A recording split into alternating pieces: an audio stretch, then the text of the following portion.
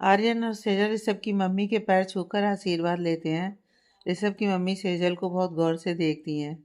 ऋषभ की मम्मी सेजल से, ये क्या, तुमने कोई सिंदूर नहीं लगाया, मंगलसूत्र भी नकली है, हाथ खाली हैं, पैरों में कोई पायल नहीं, हाथों में कोई अंगूठी नहीं, क्यों बेटा? सेजल डरते हुए आर्यन की तरफ देखती है। आर्यन सेजल से मुंह फेर लेता है। सेजल, आंटी वो, ये नहीं मेरे पास है। आर्यन, क्या आंटी, आजकल कौन सी लड़कियां पहनती हैं ये सब? ऋषभ की मम्मी आर्यन को डांटते हुए, चुप कर, नई नवेली दुल्हन को तो पहनना चाहिए ये सब। ऋषभ बात संभालते हुए, माँ, आर्यन अभी बस जाने ही वाला था सेजल को लेकर, थोड़ी देर में मार्केट खुल जाएगी तो ये लेकर जाएगा इसको। कल सब जल्दी में हुआ ना, तो कुछ ले नहीं पाई सेजल। ऋषभ की मम्मी खुश होते हुए, हाँ फिर ठीक है। अच्छा सुनो, तुम सबके सब कल रात को खाना हमारे साथ ही खाना। आज थोड़ा मुझे काम है, तो कल रात का खाना सबको वहीं खाना है। हंस खुश होता हुआ, आंटी बिल्कुल, मटर पुलाव बनाना मत भूलना मेरे लिए। ऋषभ की मम्मी, तू चुप कर, आज सिर्फ सेजल और आर्यन की पसंद का खाना बनेगा। हंस मुंह बनाते हुए, हाँ जी, हम तो आपके बेटे ही नहीं हैं, बस आर्यन भाई और ऋषभ भाई ही हैं आपके बेटे। ऋषभ की मम्मी हंस के कान पकड़कर खींचते हुए, ज़्यादा मत बोल, बना दूंगी तेरे लिए। हंस खुश होते हुए, थैंक यू आंटी। ऋषभ की मम्मी थोड़ी देर बैठकर वापस चली जाती हैं। सेजल भी ऊपर रूम में चली जाती है। आर्यन ऋषभ को घूरते हुए, क्या जरूरत थी झूठ बोलने की? मैं नहीं जाऊंगा, समझा तो? ऋषभ, मत जा। मुझे पता था कि मम्मी को ये सब चीज़ें पसंद नहीं है, इसलिए मैंने पहले ही काजल को बोल दिया था। काजल थोड़ी देर में आ जाएगी और सेजल के साथ मार्केट चली जाएगी। आर्यन गुस्से में, मुझे तो ये समझ में नहीं आता कि ये सब करने की क्या ज़रूरत है। जब रिश्ता ही नाम का है तो ये शादी के नाम की चूड़ियाँ, मंगलसूत्र वगैरह सब बकवास है।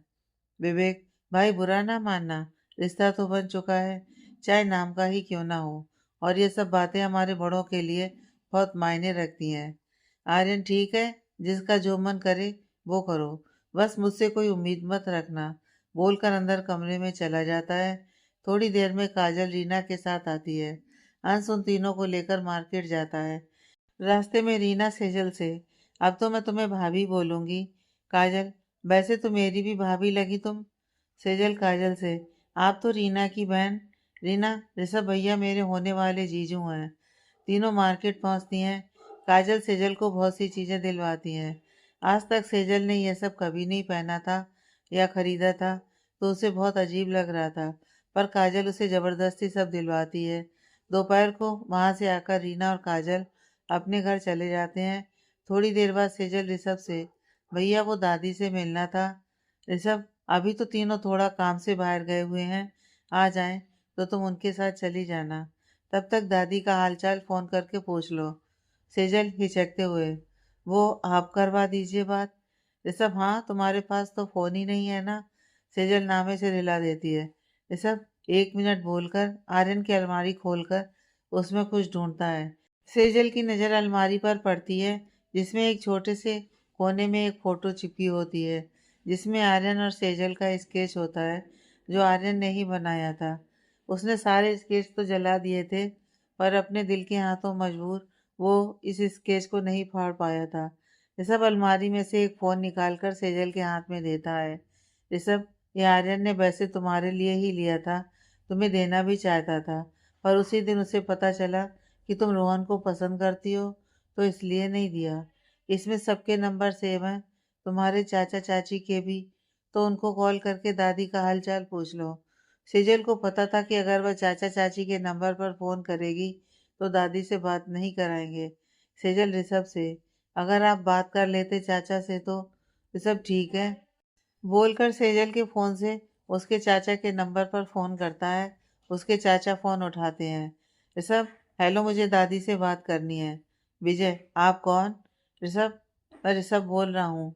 विजय, ठीक है, रुको अभी देता हूँ। विजय दादी के पास फ़ोन लेकर जाता है और दादी बात करती हैं। दादी, हेलो। ऋषभ, दादी नमस्ते, कैसी हैं आप? दादी, मैं ठीक हूँ। सेजल कैसी है? ऋषभ, वो तो ठीक है, लीजिए सेजल से ही बात कीजिए। सेजल ऋषभ से फ़ोन लेते हुए, दादी कैसी हैं आप? दादी, बस तेरी याद आ रही थी। सेजल, दादी मैं आऊंगी शाम को मिलने। दादी, तू मेरी फिक्र मत कर, तू ठीक है ना सेजू? सेजल, जी दादी, आपको जब भी मन करे इस नंबर पर फ़ोन कर लेना, ये फ़ोन मेरे ही पास रहेगा। दादी खुश होते हुए, चलो अब तेरे पास अपना फ़ोन तो है, अब मैं तुझे ही परेशान करूंगी फ़ोन कर कर के। सेजल मुस्कुराते हुए, जी दादी। सेजल दादी से थोड़ी देर बात कर फ़ोन रख देती है। सेजल को खाली बैठने की आदत नहीं थी, तो वो पूरे घर की सफाई करने लगती है। आर्यन नीचे ऑफिस में खोया खोया सा बैठा था। आर्यन सुबह के बाद एक बार भी ऊपर नहीं गया था। आर्यन को बहुत ही अजीब सी बेचैनी हो रही थी। जो भी उसने सेजल के साथ सोचा था वही हो रहा था। सेजल से उसकी शादी, सेजल का आर्यन के नाम का मंगलसूत्र सिंदूर लगाना, पर ऐसे तो उसने कभी नहीं सोचा था। वो उसे हमेशा खुश देखना चाहता था, पर जब खुद ही सोचा है कि उसे तकलीफ देनी है तो तकलीफ उसे ही क्यों हो रही है। थोड़ी देर में विवेक आता है। आर्यन उसे सेजल को दादी के पास लेकर जाने को बोलता है। सेजल जैसे ही नीचे आती है, आर्यन की धड़कनें रुक जाती हैं। कपड़े तो सेजल ने नहीं लिए थे, तो उसने पुराना ही ब्लू सूट पहना था। मैचिंग की चूड़ियां, मंगलसूत्र, मांग में सिंदूर, मैचिंग झुमकी, बिंदी, बालों की लंबी सी चोटी, बिल्कुल परी जैसी गोरा रंग। आर्यन तो सेजल में ही खो जाता है। विवेक, भाई हम जाएं? आर्यन खुद को संभालते हुए, हाँ जा। सेजल विवेक के साथ कार में बैठ दादी से मिलने जाती है। सेजल जैसे ही घर पहुंचती है, हॉल में सबके साथ बैठे रोहन को देखकर डर जाती है। रोहन की नज़रें सेजल पर पड़ती हैं, तो उसे अपने ही ऊपर गुस्सा आता है। रोहन मन में, अब तो और सुंदर लग रही है, इसे तो मैं अपना बनाकर ही रहूंगा, चाहे कुछ भी हो जाए, बेशक एक रात के लिए ही सही, सोचकर सेजल के पास जाने लगता है। सेजल की टांगें कांपने लगती हैं। इतने में विवेक गाड़ी पार करके अंदर आ जाता है। रोहन जहाँ खड़ा था विवेक को देखकर वहीं खड़ा रह जाता है। विवेक रोहन को घूरते हुए, तू अब यहाँ क्या कर रहा है? रोहन, तू चमचा है, चमचा ही रहे, मुझसे सवाल करने की औकात नहीं है तेरी। तेरे जैसे के मुंह लगने का शौक नहीं है मुझे। सेजल से, भाभी आप दादी से मिल लो, मैं यहीं बैठा हूँ। सेजल हाँ में सिर हिलाकर दादी के रूम में चली जाती है। दादी लेटी हुई थी। सेजल, दादी। दादी उठकर बैठते हुए, आ गई मेरी सेजू? सेजल, जी दादी। सेजल दादी के गले लगती है। दादी सेजल को देखते हुए, आज बहुत प्यारी लग रही है तू। सेजल मुस्कुरा देती है। दादी, तू ठीक है ना? सेजल, जी दादी। दादी, तूने सब कुछ नया पहना है, कपड़े क्यों नहीं पहने नए? सेजल, वो हमें ज़्यादा टाइम नहीं मिला, तो आर्यन जी ने बोला 2-4 दिन में नए कपड़े दिलवा देंगे। दादी खुश होते हुए, अच्छी बात है, बस अब तू खुश रह, मेरी चिंता मत कर।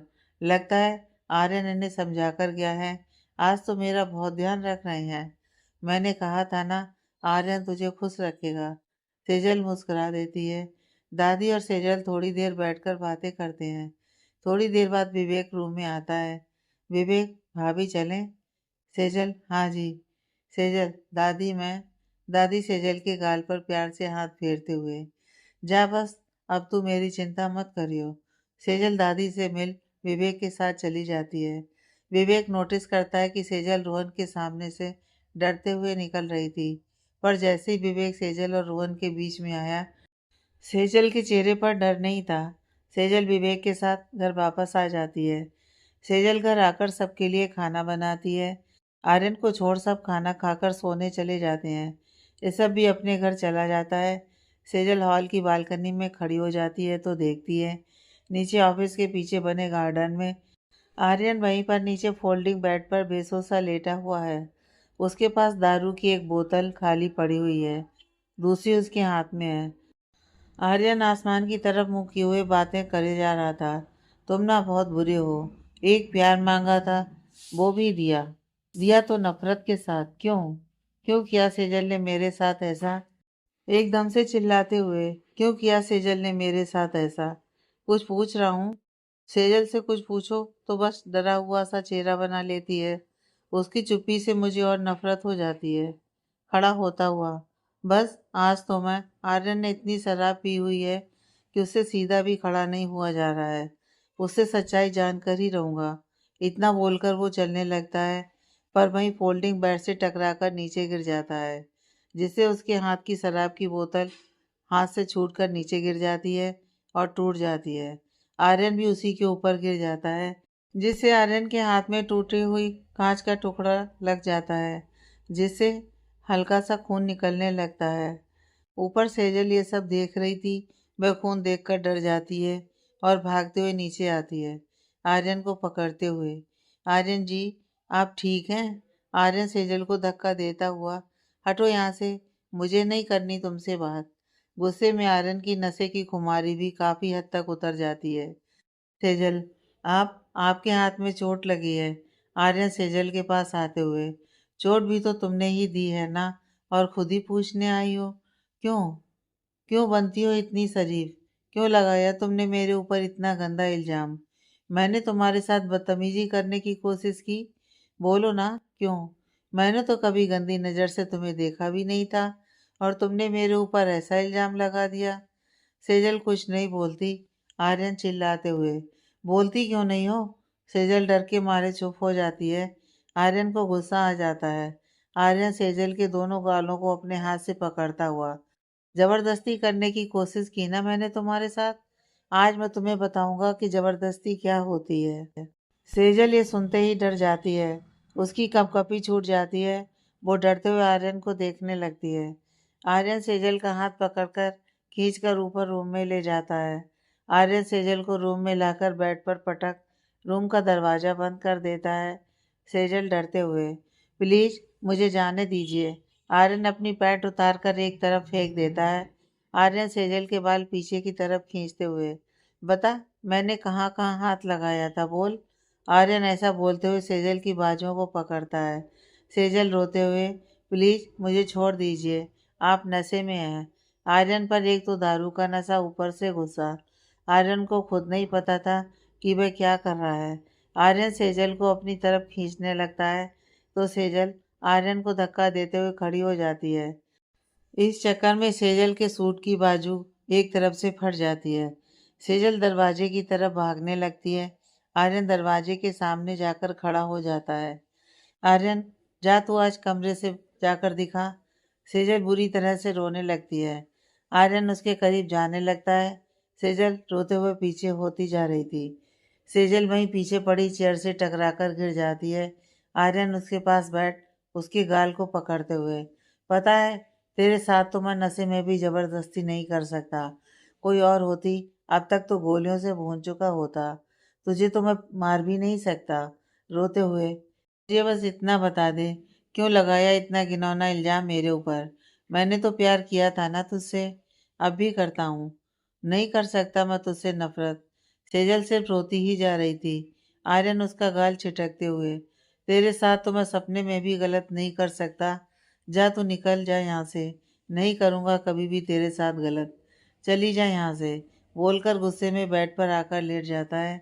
सेजल जल्दी से दरवाज़ा खोलकर बाहर निकल आती है। बाहर वो हॉल की बालकनी में आकर बैठ जाती है। थोड़ी देर में आर्यन सो जाता है। सेजल पूरी रात वैसे ही डरी हुई बैठी रही। कब उसकी आंख लगी और वो फर्श पर लेट गई, उसे खुद नहीं पता चला। सुबह ऋषभ आर्यन के घर पहुंचा तो आर्यन उन्हें कहीं नहीं दिखाई दिया। ऋषभ ने आर्यन को फ़ोन किया। आर्यन अभी भी वहीं ऊपर रूम में सो रहा था। सेजल भी जब लेट सोई थी तो अभी उसकी नींद भी खुली नहीं थी। आर्यन ने नींद में अपनी पैंट की जेब से फ़ोन निकाल कान से लगाया। हाँ ऋषभ, कहाँ है तू? आर्यन एक आंख खोल वापस बंद करते हुए, रूम में। ऋषभ चौंकते हुए, तू ऊपर रूम में है? आर्यन चिढ़ते हुए, हाँ। ऋषभ, तो सेजल कहाँ है? आर्यन, होगी यहीं रूम में। एकदम से चौंकते हुए उठकर बैठता है। आर्यन ऋषभ से, बाद में बात करता हूँ बोलकर फ़ोन काट। उसे रात का थोड़ा थोड़ा याद आता है। वो कमरे की हालत देखता है, फिर सेजल के दुपट्टे पर नजर जाती है। वो भी नीचे ही गिरा हुआ था। वहीं पास में आर्यन अपनी शर्ट देख चौंकते हुए खुद को देखता है। आर्यन को खुद पर गुस्सा आता है। मैंने सेजल के साथ सच में ज़बरदस्ती की, सोचकर घबरा जाता है। वो सारी बात याद करने की कोशिश करता है तो उसे बस कुछ कुछ बातें याद आ रही थी। उसे याद आता है कि उसने सेजल को जाने को बोला था। वो भागते हुए बाहर आकर सेजल को देखता है। सेजल कहीं नहीं दिखती। वो बालकनी में आकर देखता है तो सेजल एक तरफ सिमटी हुई सो रही थी। उसकी बाजू भी एक तरफ से फटी हुई दिख रही थी। सेजल के गालों पर अभी भी आंसुओं की बूंदें छपी हुई थी। आर्यन को अपने ऊपर बहुत गुस्सा आता है। आर्यन जल्दी से वापस अंदर रूम में आकर अपनी शर्ट पहनता है। फिर सेजल का दुपट्टा उठाकर बाहर सेजल के पास आता है। सेजल अभी भी सिमटी हुई सो रही थी। आर्यन सेजल के ऊपर दुपट्टा उड़ाने लगता है तो सेजल झटके से उठ जाती है। सेजल आर्यन को देखकर डरते हुए धीरे धीरे पीछे खिसकने लगती है। आर्यन ने देख सेजल के ऊपर दुपट्टा डालकर पीछे हो जाता है। आर्यन सेजल से नजरें नहीं मिला पा रहा था। आर्यन नजरें चुराते हुए, तुम कपड़े चेंज कर लो, मैं तुम्हें दादी के पास भिजवा दूंगा, बोलकर बिना रुके तेजी से नीचे चला जाता है। वहीं सब बैठे उसी का वेट कर रहे थे। आर्यन किसी से कोई बात नहीं करता। वो सीधा बाथरूम में घुस जाता है और शावर ऑन कर काफ़ी देर तक उसके नीचे खड़ा रहता है। वो कल रात की सारी बातें याद करने की कोशिश कर रहा था, पर उसे ज़्यादा कुछ याद नहीं आया। उसे हल्की हल्की झलक याद आई, जिसका अनुमान उसने यही निकाला कि उसने सेजल के साथ ज़बरदस्ती करने की कोशिश की। ये सोचते ही आर्यन को अपने ऊपर बहुत गुस्सा आता है। जब आर्यन काफ़ी टाइम तक बाथरूम से बाहर नहीं निकला तो ऋषभ ने आवाज़ लगाते हुए, आर्यन क्या बात है, आज बाथरूम से बाहर नहीं निकलेगा क्या, या 10 दिन का आज ही नहा लेगा। आर्यन अपने आप को संभालते हुए, आ रहा हूँ। आर्यन थोड़ी देर बाद बाहर आता है। वह किसी से कुछ नहीं बोलता। वह एक तरफ बैठ जाता है। सब उसे देख रहे थे। आर्यन ऋषभ से, एक काम कर, सेजल को उसके घर छोड़कर आ। यह सुन चारों के चारों आर्यन को चौंकते हुए देखते हैं। ऋषभ, क्या हुआ, दादी की तबीयत ठीक है? आर्यन, दादी से मिलने के लिए नहीं, उसको हमेशा वहाँ पर रहने के लिए छोड़कर आने को बोल रहा हूँ। इससे ज़्यादा मुझे कोई बात नहीं करनी। ऋषभ इशारे से अंश, विवेक और विक्रम को बाहर भेज देता है। ऋषभ आर्यन से, क्या हुआ अब बता। आर्यन गुस्से से, बोला ना मैंने, जा उसको छोड़ कर आ। ऋषभ, सेजल कहीं नहीं जाएगी, वो अब यहीं रहेगी, और आज वैसे भी मम्मी ने तुम सबको घर पर बुलाया है। आर्यन चिल्लाते हुए, तुझे मेरी बात समझ में क्यों नहीं आती? जितना बोला है उतना कर। ऋषभ भी गुस्सा होते हुए, ये दादागिरी ना अपनी अपने पास रखो। तुझे बोल दिया मैंने कि सेजल कहीं नहीं जाएगी, मतलब कहीं नहीं जाएगी। आर्यन गुस्से से ऊपर जाता है। ऋषभ भी उसके पीछे पीछे जाता है। सेजल अभी भी हॉल की बालकनी में सिमटी हुई बैठी थी। आर्यन सेजल के ऊपर चिल्लाते हुए, तुम्हें सुनाई नहीं देता क्या? बोला है ना कपड़े चेंज करो। ऋषभ उसके ऊपर क्यों चिल्ला रहा है? ये तो बता हुआ क्या है? आर्यन, ये अब यहाँ नहीं रहेगी बस। सेजल एक तरफ डरी हुई बैठी दोनों की बातें सुन रही थी। ऋषभ सेजल से, सेजल क्या हुआ है तो मुझे बताओ। आर्यन, तो उससे क्या पूछ रहा है? मैं बोल रहा हूँ ना, ये यहाँ नहीं रहेगी। ऋषभ सेजल से, सेजल तुम जाओ अपने रूम में, मैं इससे बात करता हूँ। सेजल डरते हुए उठकर अपने रूम में चली जाती है, ऋषभ आर्यन को बैठाते हुए। तू शांति से बैठ, मुझे सारी बात बता, हुआ क्या है? आर्यन को जितना याद आता है वो ऋषभ को सारी बात बता देता है। ऋषभ, एक बार उससे तो पूछ कि वह जाना चाहती है या नहीं। आर्यन, वह मुझ जैसे बदतमीज लड़के के साथ रहना चाहेगी? वो वैसे भी रोहन से प्यार करती है, अब वैसे भी वहाँ नहीं रहेगी, वरना मैं अपने गुस्से पर कंट्रोल नहीं कर पाऊंगा। तू क्यों नहीं समझ रहा? मैं उसके साथ कुछ गलत नहीं करना चाहता। ऋषभ, ठीक है, पर एक बार मुझे उससे बात करने दे प्लीज। आर्यन, ठीक है, पर मैं बाहर खड़ा होकर सारी बात सुनूंगा। ऋषभ, ठीक है, जैसा तुझे ठीक लगे। ऋषभ थोड़ी देर बाद सेजल के रूम का दरवाजा नॉक करता है। सेजल तब तक नहाकर आ चुकी थी। सेजल दरवाजा खोलती है। ऋषभ, सेजल तुमसे जरूरी बात करनी है, आ सकता हूँ अंदर? सेजल हाँ में सिर हिलाकर एक तरफ बैठ जाती है। ऋषभ सेजल के पास बैठता हुआ, देखो, आर्यन चाहता है कि कल रात जो भी हुआ वह दोबारा कभी ना हो, इसलिए तुम अपनी दादी के पास रहने के लिए हमेशा के लिए चली जाओ।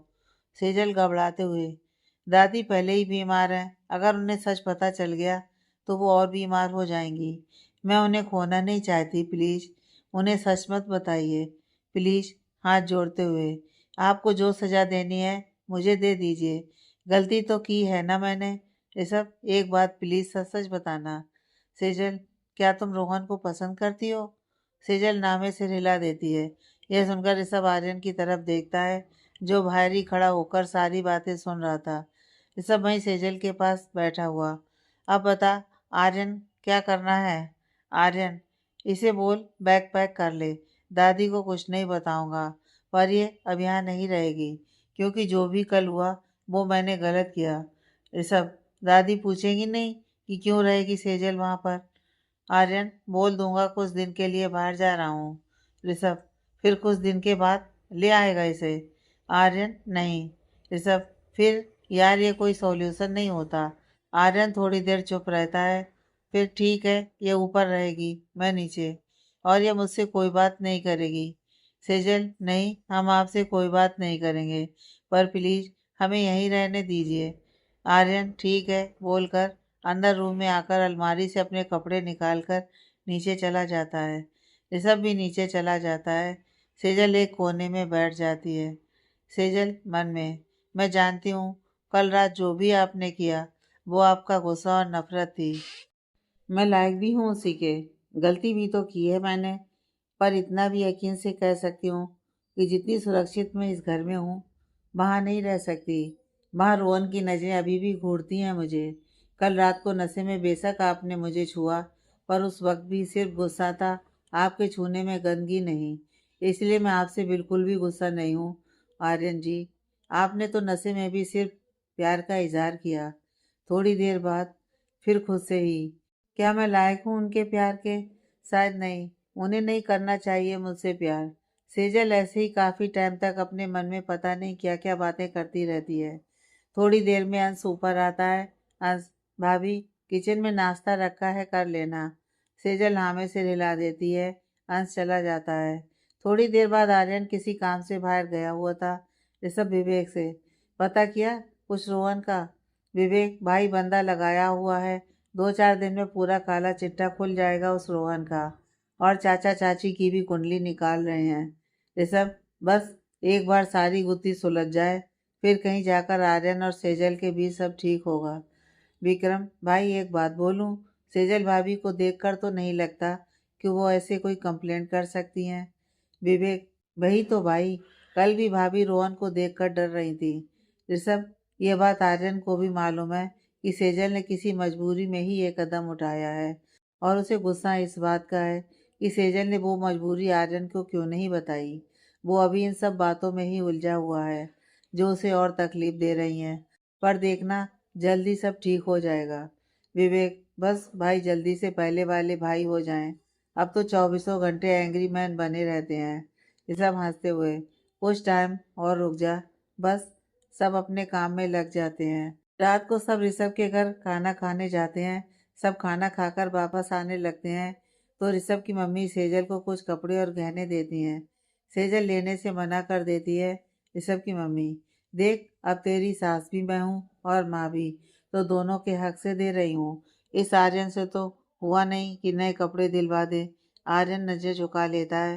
ऋषभ की मम्मी आर्यन से, देख कल भी लड़की ने पुराने कपड़े पहने थे और आज भी, तो कल ही जाकर इसे नए कपड़े दिलाएगा, और हाँ तू खुद जाएगा। मेरी छोटी बहू काजल को बोलने की जरूरत नहीं है, समझा? कसम है तुझे मेरी, अब ये तेरी जिम्मेदारी है, खुशी से निभा, ये मजबूरी में नहीं। आर्यन, जी आंटी। ये सब को छोड़कर सब आर्यन के साथ घर आ जाते हैं। आर्यन नीचे ही सोता है। सेजल ऊपर रूम में चली जाती है। अगले दिन ऋषभ आर्यन और सेजल के साथ शॉपिंग मॉल जाता है। ऋषभ दोनों के साथ वहीं पास में एक रेस्टोरेंट में बैठ जाता है। आर्यन, ये बता, तू यहाँ पर इसको कपड़े खरीदवाने आया है या यहाँ बैठकर खाना खाने? ऋषभ, देख मैंने काजल को बुलाया है, काजल सेजल के साथ जाकर कपड़े पसंद कर लेगी। आर्यन, तो ये अपने लिए अकेले कपड़े पसंद नहीं कर सकती क्या? सेजल सिर झुका लेती है। ऋषभ सेजल को देखते हुए, तुमने आज से पहले कभी कपड़े नहीं खरीदे? सेजल नामे से हिला देती है। आर्यन सेजल की तरफ देखता है, जिसकी आंखों में सिर्फ उदासी थी। आर्यन मन में, कभी कपड़े नहीं खरीदे? ऐसा क्यों? इतनी बड़ी कंपनी की मालिक है, फिर क्यों नहीं कपड़े खरीदे इसने आज तक? क्यों रहती है हमेशा इतनी डरी हुई, जो मुझे और तकलीफ देती है? सेजल, क्यों तुम मुझे अपना दर्द नहीं बता सकती? मुझे क्यों यकीन नहीं हो रहा कि तुमने ही कंप्लेंट की है मेरे खिलाफ? शादी तो मैंने कर ली, तुम्हारी ज़िंदगी खराब करने के लिए, पर क्यों नहीं कर पा रहा नफरत तुमसे। परसों रात भी कितनी बदतमीजी की मैंने तुमसे, फिर भी तुम मेरे साथ रहने को कैसे तैयार हो गई। क्यों? कितने क्यों के सवाल हैं, पर तुम देती क्यों नहीं हो। तुमने तो ये भी बोल दिया कि तुम उस रोहन से प्यार नहीं करती, फिर क्यों गई थी उस दिन उसके साथ शॉपिंग करने। मैं पागल हो जाऊंगा ये सब सोच सोच कर। थोड़ी देर में काजल आ जाती है। काजल सेजल के साथ शॉपिंग करने चली जाती है। ऋषभ और आर्यन भाई रेस्टोरेंट में बैठे रहते हैं।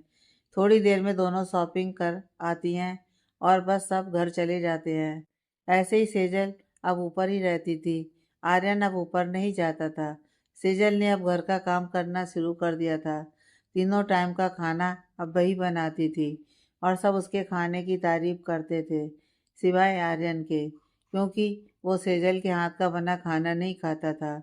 वो हमेशा खाना बाहर से ही मंगवाता था। इस बीच सेजल 2-3 बार दादी से मिलने भी गई थी, कभी अंश, कभी विवेक, विक्रम या ऋषभ के साथ। कुछ दिन बाद सेजल जब दादी से मिलने गई, इस बार दादी ने सेजल को एक दिन के लिए अपने पास रोक लिया था, तो ऋषभ ने भी मना नहीं किया। वो सेजल को दादी के पास छोड़कर आ गया। ऋषभ घर आया तो आर्यन ने सेजल को ना देखकर ऋषभ से पूछा, सेजल कहाँ है। ऋषभ, यार वो दादी ने रोक लिया। दादी की तबीयत ठीक नहीं थी, तो उन्होंने सेजल को कल तक रुकने को बोला, तो मैं मना नहीं कर पाया। आर्यन, चल ठीक है, कोई नहीं, चला जाइयो कल लेने। ऋषभ, इस बार तू जाइयो लेने। आर्यन, देख मैंने पहले ही कहा है ये। ऋषभ बात बीच में काटते हुए, यार दादी को शक हो जाएगा कि तू अब तक एक बार भी नहीं गया। आर्यन, ठीक है, मैं ही चला जाऊंगा लेने। अगले दिन शाम को आर्यन नीचे ऑफिस में खर्चे की फाइल लेकर बैठा हुआ था। आर्यन फाइल देखता हुआ, अंश जो तूने मेरी बिल कराई थी उसका खर्चा तो मेरे हिसाब में डाल देता। अंश, भाई बिल तो ऋषभ भाई ने कराई थी। ऋषभ चौंकते हुए, मैंने कब, किसकी बेल कराई। भाई मैं तो शहर में ही कहाँ था, मुझे तो सेजल और आर्यन की शादी के बाद तूने सब कुछ बताया था। विवेक चौंकते हुए, इसका मतलब भाई आपने बेल नहीं करवाई। ऋषभ, नहीं। आर्यन अंश और विवेक की ओर देखते हुए, तो तुम दोनों ने मेरी बेल नहीं करवाई। अंश, सॉरी भाई, हमने तो पूरी कोशिश करी थी, वकील ने भी चक्कर काटे, पर आपको बेल नहीं मिल पा रही थी, क्योंकि अटेम्प्ट टू रेप का केस था, तो बेल नहीं मिल पा रही थी। और उस वक्त तो ये ध्यान ही नहीं गया हमारा कि ऋषभ भाई को तो हमने कुछ बताया ही नहीं था। हम तो आपको देखकर ही खुश हो गए थे। आर्यन चौंकते हुए, फाइल टेबल पर पटकते हुए, उस इंस्पेक्टर ने तो कहा था कि बेल हुई है मेरी। अंश, भाई बेल तो आपकी हुई ही नहीं। आर्यन ऋषभ की ओर देखते हुए, चल पता तो करके आते हैं, चक्कर क्या है। ऋषभ, चल, वैसे भी कई दिन हो गए मैंने पुलिस स्टेशन के चक्कर नहीं काटे। आर्यन ऋषभ को घूरता हुआ ऑफिस से बाहर निकल जाता है। पीछे पीछे ऋषभ भी उसके साथ जाकर कार में बैठ जाता है और दोनों पुलिस स्टेशन जाते हैं। आर्यन और ऋषभ पुलिस स्टेशन पहुंचते हैं तो वो इंस्पेक्टर किसी काम से गया हुआ था। ऋषभ और आर्यन वहां से चले गए। ऋषभ रास्ते में, सेजल के घर चले अब, शाम तो हो ही गई है। आर्यन, यार तू चला जाना, मुझसे नहीं होता ये अच्छा पति बनने का नाटक। ऋषभ, देख ले, दादी की बात है इसलिए बोल रहा हूँ, कैसी भी हो, बेशक सेजल की ही सही। दादी, पर हमें अपना तो मानती हैं। दादी की क्या गलती है इन सब में। आर्यन, दादी की वजह से ही तो सेजल को बर्दाश्त कर रहा हूँ, वरना कब का उसको घर भेज चुका होता। सब तो फिर चलें, मोड़ू कार सेजल के घर की तरफ। आर्यन, चल फिर, मिल लूँगा दादी से भी। दोनों सेजल के घर की तरफ चल देते हैं। इधर सेजल के घर, सेजल दादी के साथ अपने कमरे में बैठी हुई थी। विजय गुस्से में कमरे में आता है। आखिरी बार पूछ रहा हूँ तो इन पेपर्स पर साइन करेगी या नहीं। दादी गुस्से से, सेजल से क्या, मुझसे पूछना, मैंने मना कर दिया ना कि सेजल किसी भी तलाक के पेपर पर साइन नहीं करेगी। विजय सेजल को घूरते हुए देखता है तो सेजल दादी के पीछे छुप जाती है। दरअसल सेजल जब से आई थी उसके चाचा डाइवोर्स पेपर पर सेजल से साइन लेना चाहते थे, पर दादी ने साइन करने से साफ मना कर दिया था। अब दादी ने मना कर दिया तो सेजल भी यही चाहती थी। विजय सेजल को बालों से घसीटकर कमरे से बाहर ले गया।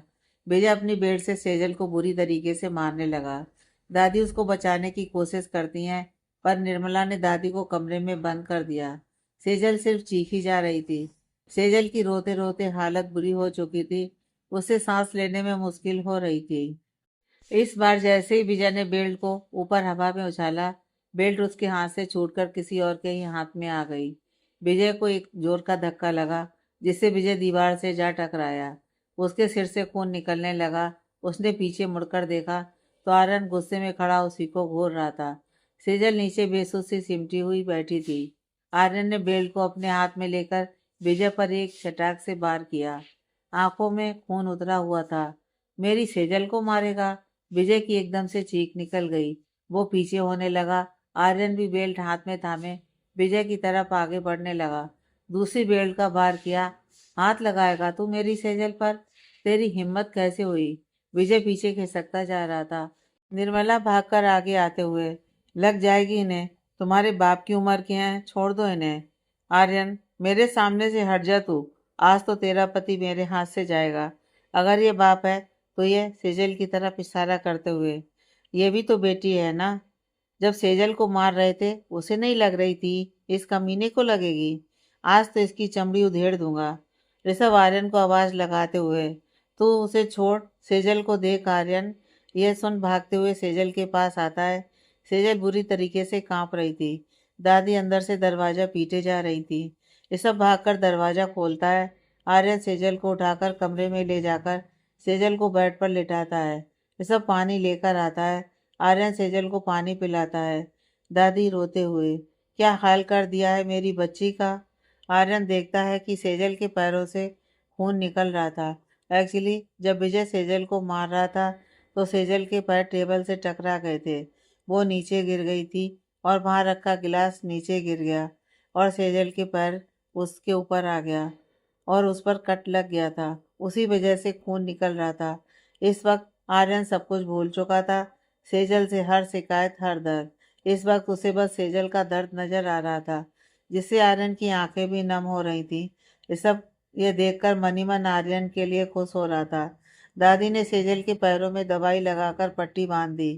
सेजल अनजाने में ही आर्यन का हाथ कसकर पकड़े लेटी हुई थी। आर्यन भी उसी हाथ के ऊपर हाथ रख सेजल को संभालने की कोशिश कर रहा था। ऋषभ की नज़र वहाँ पड़े पेपर्स पर जाती है। ऋषभ वो पेपर्स उठाता है। ऋषभ पेपर्स पढ़ते ही चौंक जाता है। ऋषभ आर्यन की तरफ पेपर्स बढ़ाता है। आर्यन गुस्से में तो होता ही है। तुझे इस टाइम पेपर पढ़ने की पड़ी है? मेरा मन कर रहा है जाकर उस विजय और मोटी का मुंह काला कर दूं, मार मार के मुंह सुजा दूं दोनों का। ऋषभ, एक बार पेपर तो पढ़ ले। आर्यन, मुझे कोई भी पेपर नहीं पढ़ने। तू ही बता दे, ऐसा क्या जरूरी लिखा है इसमें? अरे साहब, तेरे और सेजल के तलाक के कागज हैं। इसमें लिखा हुआ है कि तूने सेजल से जबरदस्ती शादी करी है, इसलिए वो तुझसे तलाक चाहती है। आर्यन को यह सुन गुस्सा आ जाता है। गुस्से से सेजल को देखते हुए, तलाक तो दूंगा नहीं तुम्हें, इसलिए नहीं कि मैंने तुमसे शादी की। आर्यन को याद नहीं रहता कि दादी भी वहीं खड़ी थी। दादी आर्यन की बात बीच में काटते हुए, तो बेटा, यह भी तुम्हें तलाक नहीं देगी। इसीलिए तो विजय ने इसको इतना मारा, क्योंकि सेजल ने इन पेपर्स पर साइन करने से मना कर दिया था। ऋषभ और आर्यन चौंकते हुए एक दूसरे को देखते हैं। सेजल की अभी भी आंखें बंद थीं। वह बहुत ज़्यादा डरी हुई थी और कांप रही थी। ऋषभ, विजय, मतलब इसके चाचा ने इसलिए इसको मारा क्योंकि सेजल ने साइन करने से मना कर दिया? दादी, हाँ बेटा, सेजल जब से आई है तब से वह पीछे पड़ा हुआ है इन पेपर्स पर साइन करवाने के लिए। आर्यन सेजल को उठाते हुए, चलो अब तुम नहीं रहोगी यहाँ, बोलकर हाथ पकड़ सेजल को उठाने लगता है। पर सेजल से पैर नीचे नहीं रखा जा रहा था। ऋषभ ने मुस्कुराते हुए आर्यन के कान में कहा, गोद में उठाने का इससे अच्छा मौका नहीं मिलेगा। सोच ले, मार भी तेरी वजह से ही पड़ी है इसे। आर्यन ऋषभ को घूरते हुए देखता है। आर्यन सेजल को गोद में उठा लेता है। सेजल घबरा जाती है। आर्यन उसे उठा बाहर हॉल में लाकर बैठा देता है। आर्यन चिल्लाते हुए, कहाँ भाग गए सब? किसी की कोई आवाज नहीं आती। ऋषभ पूरा घर देखता है तो घर में कोई नहीं होता सिवाय कामना के। कामना बाहर आती है। वो आर्यन और सेजल को एक साथ देख कुड़ रही थी। आर्यन, कहाँ भाग गए तेरे माँ बाप? कामना, पापा के सिर में चोट लगी है तो मम्मी साथ में गई है पट्टी करवाने। आर्यन, बोल दियो अपने माँ बाप को। अभी हिसाब पूरा नहीं हुआ है, बोलकर सेजल को गोद में उठाकर घर से बाहर निकल जाता है। ऋषभ जल्दी से जाकर पीछे की तरफ का गेट खोलता है। आर्यन सेजल को वहां बैठाकर आगे ऋषभ के साथ बैठ जाता है। ऋषभ कार चलाता है। घर पहुंच आर्यन सेजल को उसके रूम में लेटाकर नीचे आकर सबके साथ बैठ जाता है। आर्यन ने ऋषभ को बोल सेजल के लिए दवाई मंगवाई। ऋषभ सेजल के लिए दवाई ले आया। सेजल को दवाई खिलाकर ऋषभ अपने घर चला जाता है। अंश, विवेक, विक्रम तीनों खाना खाकर सो जाते हैं। विवेक सेजल को भी खाना दे आया था। आर्यन को बेचैनी हो रही थी। उसके कदम ना चाहते हुए भी ऊपर सेजल के रूम की तरफ बढ़ गए। आर्यन ने हल्के से दरवाज़ा खोला तो देखा सेजल एक छोटे से बच्चे की तरह डरी सहमी सी सिमटी हुई सो रही है। आर्यन सेजल के सिरहाने के पास ही बैठ गया। उसने देखा सेजल ने खाना नहीं खाया था। आर्यन सेजल का सिर सहलाने लगा, जिससे सेजल के चेहरे पर नींद में भी एक सुकून सा देखने को मिल रहा था। आर्यन एकटक सिर्फ सेजल को ही देखे जा रहा था। आर्यन की आंखों में आंसू थे। आर्यन खुद से ही, क्या छिपाया हुआ है तुमने सेजल? क्यों दे रही हो खुद को तकलीफ? तुमने सिर्फ मुझसे तलाक न लेने के लिए अपनी ये हालत करवा ली, जबकि मैंने तो तुमसे ज़बरदस्ती शादी की थी। क्यों रहना चाहती हो इस बंधन में, जब तलाक लेकर तुम उस रोहन से शादी कर सकती हो? ऐसा क्या है सेजल जो तुम मुझे नहीं बता रही, या मैं ही देखते हुए भी शायद समझ नहीं पा रहा? आर्यन सेजल का सिर सहलाते हुए खुद से ही काफ़ी देर तक सवाल जवाब करते करते वहीं बैठे हुए ही सो गया। सेजल की सुबह नींद खुलती है तो आर्यन को अपने सिर के पास बैठा हुआ पाती है। आर्यन पूरी रात बैठे बैठे ही सो गया था। सेजल उठकर एक तरफ बैठ जाती है। उसे कल की सारी बातें याद आती हैं। आर्यन का सेजल के लिए स्टैंड लेना, सेजल के लिए चाचा को मारना। सेजल के कानों में अभी भी आर्यन के कहे शब्द मेरी सेजल गूंज रहे थे। सेजल आर्यन की ओर देखते हुए, मैंने इतना झूठा गलत इल्ज़ाम लगाया आपके ऊपर, फिर भी आपने मेरे लिए स्टैंड लिया। अभी भी आप मुझे मेरी सेजल कहते हैं, क्यों? आपको तो मुझसे नफ़रत होनी चाहिए ना, फिर क्यों? मैं तो नफ़रत के ही काबिल हूँ आपके। क्यों करते हैं अब भी आप मेरी फ़िक्र? सेजल ये सब सोच ही रही थी कि आर्यन की नींद खुलती है, तो सेजल को सामने पाकर पहले तो उसके फेस पर क्यूट वाली स्माइल आ जाती है। वो एकटक सेजल की आंखों में देख गुम हो जाता है। सेजल भी आर्यन की आंखों में खो जाती है। एक पल में बिना कुछ कहे सब कुछ भूल बस दोनों एक दूसरे में अपने आप को देखने की कोशिश कर रहे थे। अचानक आर्यन के सामने कल की डरी सहमी सी सेजल का चेहरा याद आया। आर्यन सेजल से अपनी नजरें घुमा लेता है, सेजल को ना देख इधर उधर देखता हुआ। तुम ठीक हो? सेजल भी बेड से उठकर खड़ी हो जाती है। हाँ जी। आर्यन की नज़र सेजल के पैर पर जाती है। आर्यन बिना सेजल को देखे, तुम रेस्ट कर लो, बाहर से ही खाना आ जाएगा। आर्यन बिना सेजल की ओर देखे रूम से निकल जाता है। सेजल से अभी ठीक से चला नहीं जा रहा था। दोपहर के टाइम सेजल सबके लिए खाना बनाती है। सब नीचे बैठ खाना खा रहे थे। विवेक, विक्रम और अंश, ऋषभ चारों बैठकर सेजल के हाथ का बना खाना खा रहे थे। आर्यन वहीं पास में बैठा हुआ था। विवेक, कुछ भी कहो यार, भाभी खाना बहुत अच्छा बनाती हैं, मज़ा आ जाता है। विक्रम, ये तो है, मज़ा आ गया। आर्यन चारों को घूरता हुआ, खाने की तारीफ हो गई हो तो मेरे लिए भी कुछ खाना ऑर्डर कर दो, खुद तो ठूस लेते हो। अंश, भाई एक बार खाकर तो देखो, बहुत टेस्टी है। आर्यन घूरते हुए, जितना बोला है ना उतना किया कर। अंश चुप करता हुआ बत्तीसी दिखा देता है। भाई खाना तो ऑर्डर कर दिया है, बस 5 मिनट में आता होगा। थोड़ी देर में ऑर्डर खाना आ जाता है। खाना देखते ही आर्यन अंश को ऐसे देखता है जैसे अंश को कच्चा खा जाएगा। आर्यन अंश को घूरते हुए, यह क्या मंगवाया है तूने? अंश, भाई दाल फ्राई और रोटी। आर्यन अंश को घूरते हुए, अच्छा मुझे तो पता ही नहीं था किसे क्या बोलते हैं। फिर थोड़ा गुस्से से, खुद तो राजमा चावल ठूस लो मेरे लिए ये। ऋषभ आर्यन के आगे प्लेट करते हुए, ये ले खा ले। आर्यन ऋषभ को घूर कर देखता है तो ऋषभ चुपचाप प्लेट पीछे कर वापस खाने में जुट जाता है। अब अगर तुम्हारा प्यार खाना बनाए तो मन तो करेगा ही खाने का, ऊपर से सब जब उस खाने की इतनी तारीफ कर रहे हो, और सबसे बड़ी बात, खाना तुम्हारी पसंद का हो। सेजल ने राजमा चावल बनाए थे, जो आर्यन की कमजोरी थी। बेशक कितनी भी नाराजगी क्यों ना हो, राजमा चावल से तो नाराजगी आर्यन की हो ही नहीं सकती। अब मन तो आर्यन का भी है, पर गुस्सा भी दिखाना है तो खा नहीं सकते। आर्यन कुड़ते हुए ऋषभ को घूर घूर कर देख रहा था। ऋषभ जनाब तो जानबूझकर आर्यन के सामने बार बार राजमा चावल की प्लेट लेकर बैठ उसी के सामने खा रहे थे। आर्यन उसे घूरते हुए, एक तरफ बैठकर नहीं खा सकता क्या?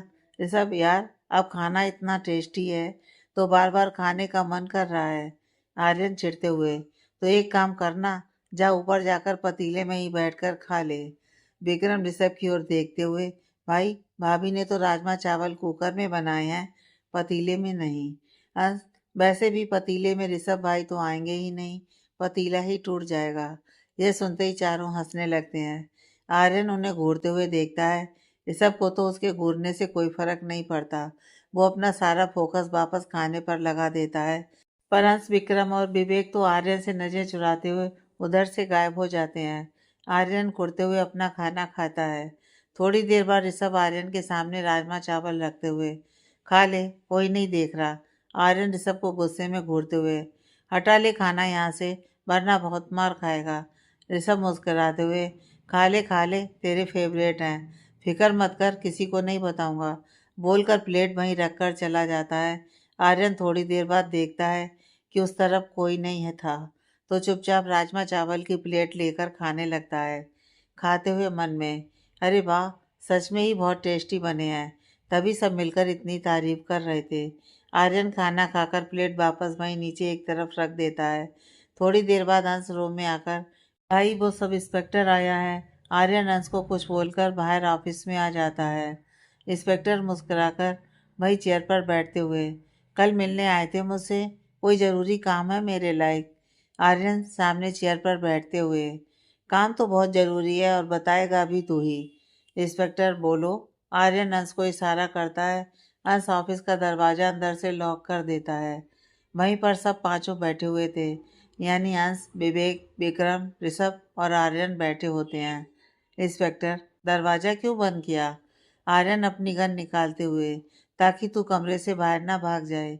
इंस्पेक्टर, तुम एक इंस्पेक्टर को अपनी गन से डरा रहे हो? आर्यन मुस्कुराते हुए, अगर यहीं तुझे टपकाकर तेरी लाश को कहीं फेंक दूं तो कौन सा इंस्पेक्टर और मैं कौन सा गुंडा, और कौन देगा गवाही मेरे खिलाफ? इंस्पेक्टर यह सुन थोड़ा डर जाता है। क्या चाहते हो तुम? आर्यन, मेरी बेल किसने कराई थी? यह सुनते ही इंस्पेक्टर चौंक जाता है। तुम्हारे किसी अपने ने ही करवाई थी। आर्यन मुस्कुराते हुए, अच्छा, इन चारों के अलावा और कौन सा मेरा अपना चाहने वाला पैदा हो गया जिसने मुझे बिना बताए मेरी बेल करवा दी?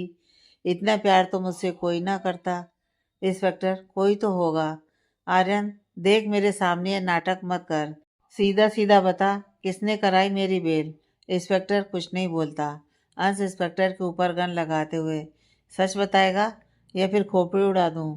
इंस्पेक्टर बुरी तरह से डर जाता है। बताता हूँ, पूरा सच बताता हूँ, पहले ये गन हटाओ। आर्यन अंश को इशारा करता है तो अंश गन हटा देता है। इंस्पेक्टर, उसी लड़की ने जिसने कंप्लेंट कराई थी।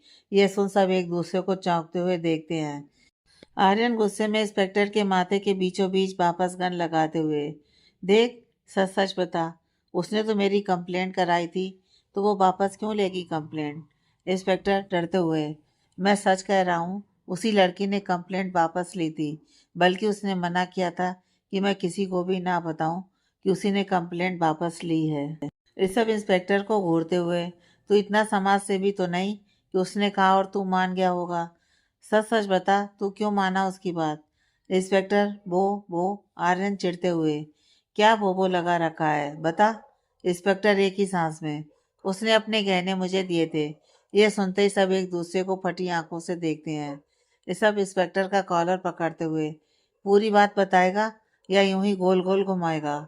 इंस्पेक्टर, वो लड़की उस दिन सुबह कंप्लेंट लिखवाने अकेले नहीं आई थी, रोहन मेहरा लेकर आया था उसे, और उसी के डर की वजह से वह कंप्लेंट लिखवा रही थी। पर वह लिखवाना नहीं चाहती थी, लेकिन वो कंप्लेंट में साइन नहीं कर रही थी।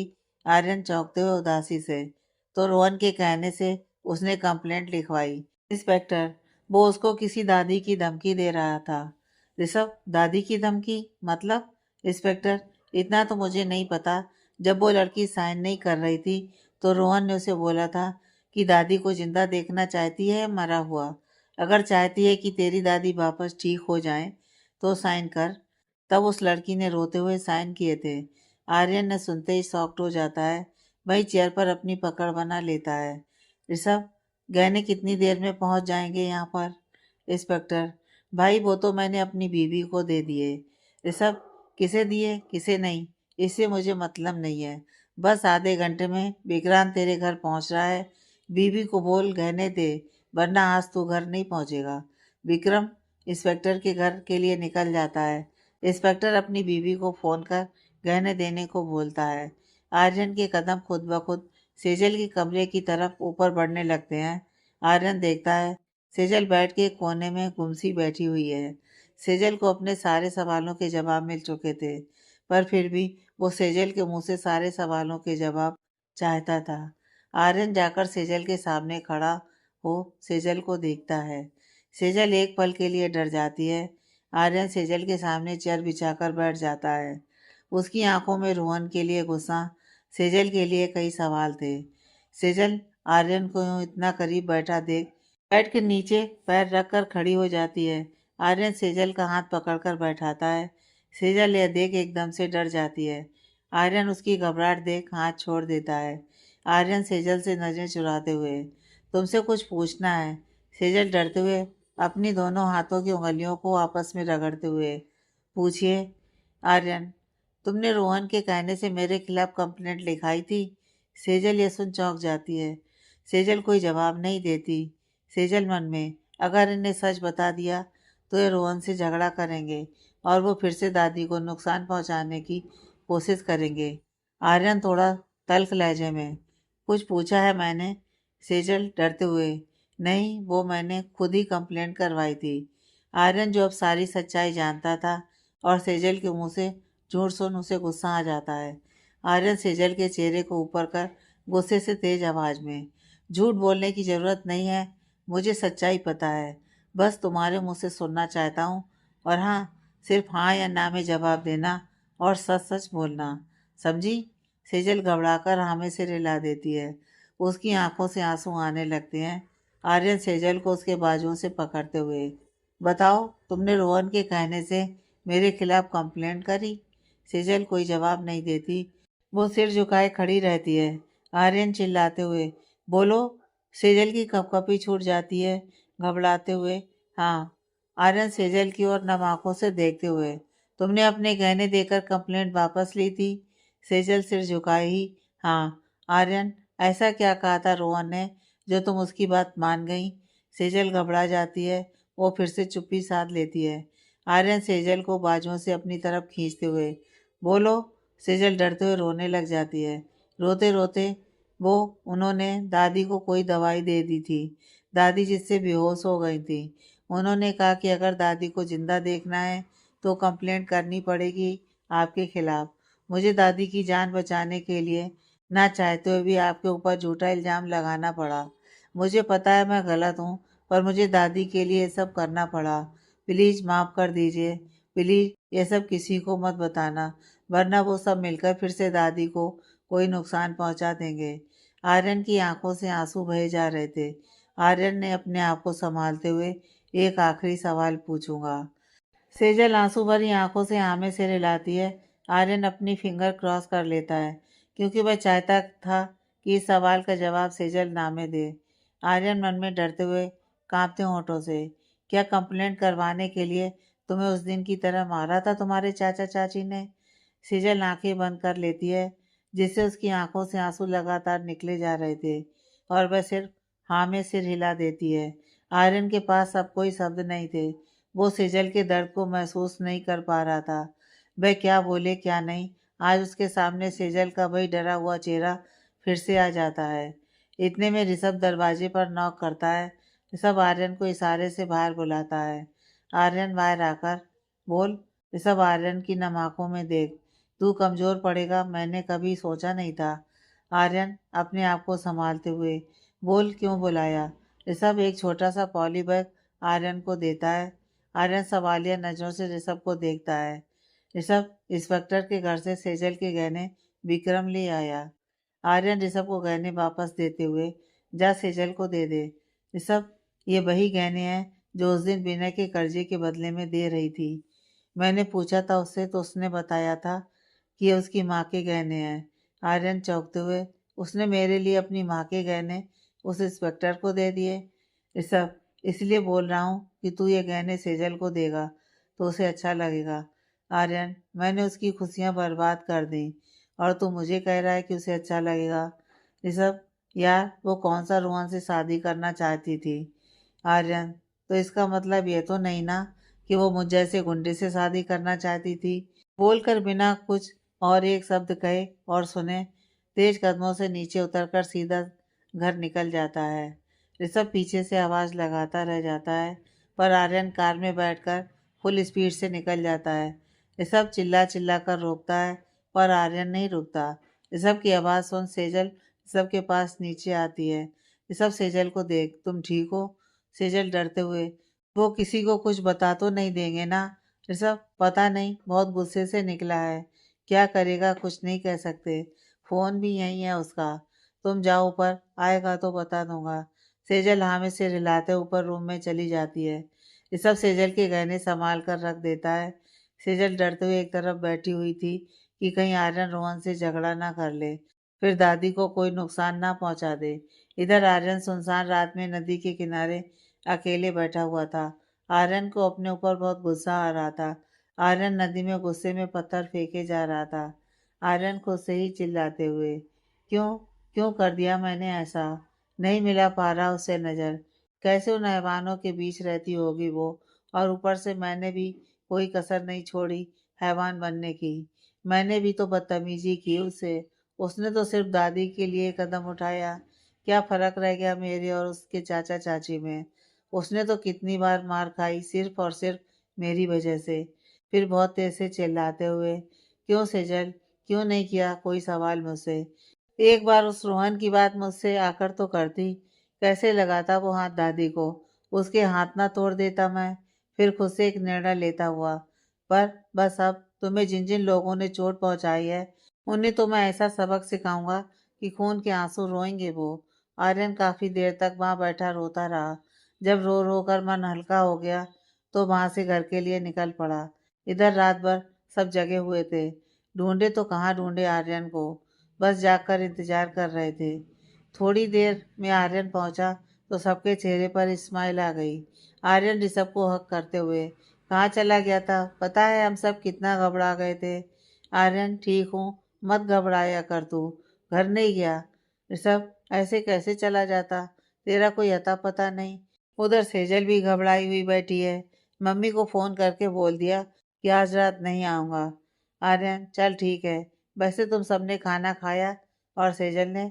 ऋषभ, नहीं, वो डरी हुई बैठी है कि कहीं तू रोहन से या चाचा चाची से झगड़ा ना कर ले। आर्यन के चेहरे पर गुस्सा आ जाता है। इन सबको तो मैं अब खून के आंसू रुलाऊंगा, देखियो तू। विवेक कुछ बोलने लगता है पर फिर चुप हो जाता है। आर्यन, खाने का क्या करना है? ये सब सेजल ने बनाया था हम सबके लिए। आर्यन विवेक से, अब खा लो तुम सब। विवेक, भाई आप नहीं खाओगे? आर्यन, भूख नहीं है।